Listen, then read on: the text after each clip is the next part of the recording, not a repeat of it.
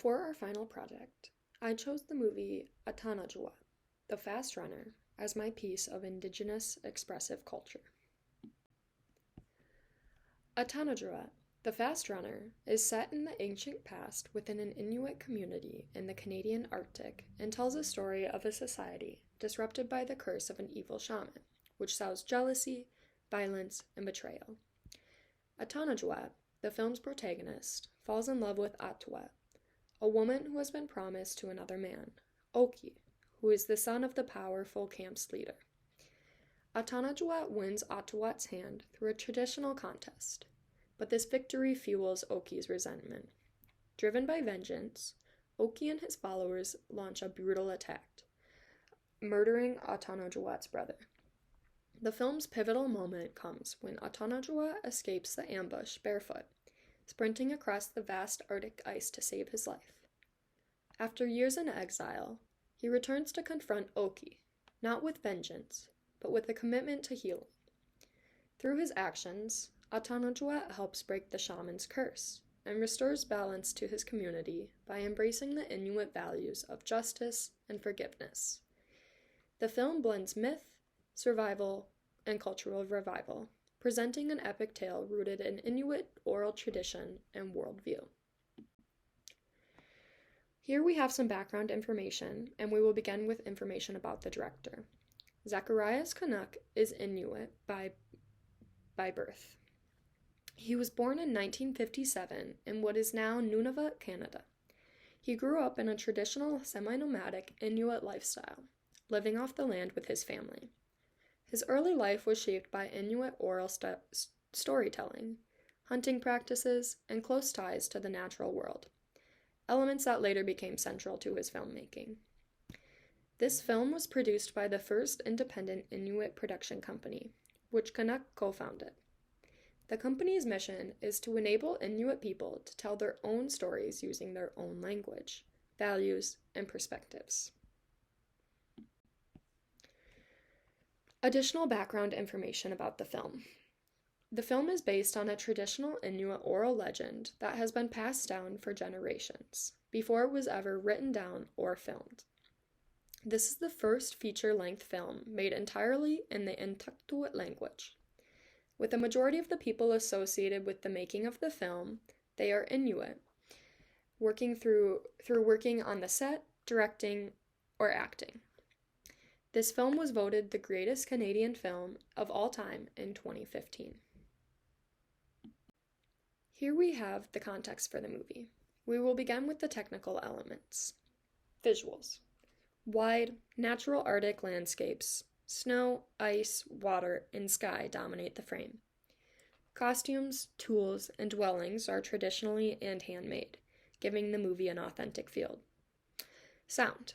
Natural sounds like wind, footsteps on ice, and breathing dominate the film, with dialogue spoken entirely in Inuktitut language.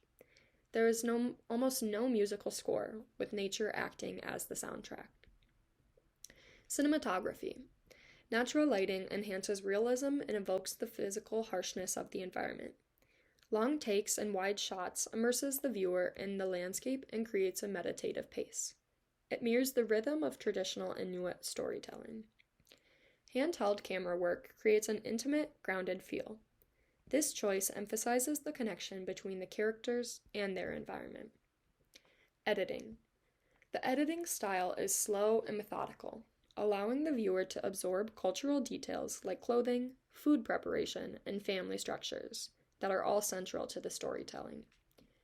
The story unfolds in a mostly linear, unhurried way, reflecting traditional oral narratives rather than Western cinematic conventions.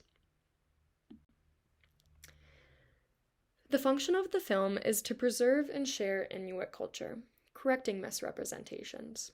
The immersive format draws viewers deeply into the experience, connecting with the people and environment. The film feels real and alive, far different from Hollywood typical movies, where you can definitely tell that a person is acting. The film was made shortly after the establishment of Nunavut in 1999, marking the first time a majority Indigenous population received significant self-government. The film emerged during a time of growing Inuit self-determination and cultural revival. It represents a deliberate reclamation of narrative agency, telling Inuit stories from an Inuit perspective, rather than through a colonial or anthropogenical lens. The film marked a shift in Indigenous filmmaking globally, recognized not only as an Indigenous success, but as a powerful, artful contribution to world cinema. The film functions as a cultural archive, preserving Inuit oral traditions, language, clothing, architecture, and social practices, teaching younger Inuit generations about their heritage in a modern, accessible fashion. The film also challenges Western stereotypes of Indigenous people by portraying a rich, complex, pre-contact Inuit society. The film resists victim narratives, presenting Inuit characters with agency, emotion, and complexity. The format of the film impacted me as a viewer because of the technical components.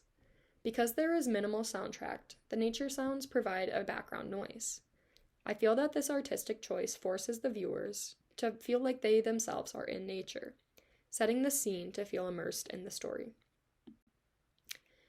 Continuing on to our theme connections, I found that this film had a connection to each one of our course themes. We will begin with colonialism. The film resists colonial narratives by telling an Inuit story entirely through Inuit voices, reclaiming cultural spaces that colonialism tried to erase. The fact that the movie is spoken entirely in Inuktitut language aids in this example. Cultural appropriation. The film depicts authentic Indigenous self-representation through the use of traditional clothing, infrastructure, and dialect. Authentic representation of the community is shown. Cultural identity. The film celebrates Inuit ways of living, speaking, dressing, surviving, and solving conflict. It shows cultural identity as strong, specific, and ongoing, not as a thing of the past. Resistance. Simply creating the film was an act of resistance, asserting Inuit sovereignty over their own stories and perspectives. Having a person of Inuit descent filming the movie was also an act of resistance. Stereotypes. The film rejects stereotypes as Indigenous peoples as primitive or passives.